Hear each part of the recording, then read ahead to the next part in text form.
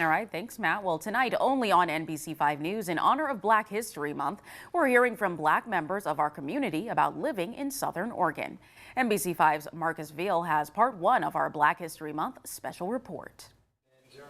When Dylan Daniel first moved to the Rogue Valley, he says it was different, to say the least, especially growing up in a place like Seattle. Whether you're downtown, at the market, there was always something to do, something to eat, a different culture to experience. He's been in the Rogue Valley with his wife and kids for about 16 years now. The Medford barber admits the lack of diversity in the Rogue Valley was hard for him in the beginning.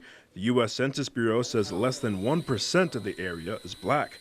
But Daniel says he's been able to put his feet down and grow. You know, people have been good to me here. And every now and then you have things that maybe you don't agree with.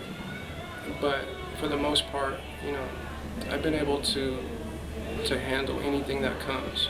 Medford video game designer and mom, Jessica Murray, was born and raised in Southern Oregon, so her experience is vastly different. She says growing up black in the Rogue Valley was interesting, but she had a wonderful childhood. Murray could tell at an early age she was different, even from her own family. What I got from media, what it meant to be black, is a lot of times there's a lot of negative stereotypes and assumptions around being black, and I think for a long time I took those on.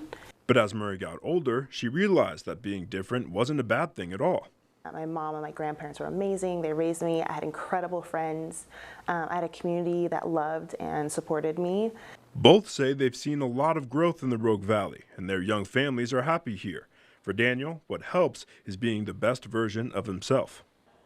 And I think my kids and people who come up after me who are young, you know, they need that.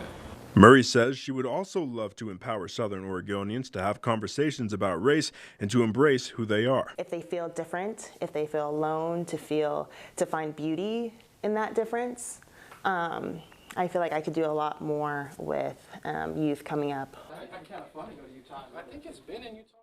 Marcus Veal reporting. Coming up in part two of our special report tomorrow night, we're looking at how local educators are working to give young kids of color both support and resources.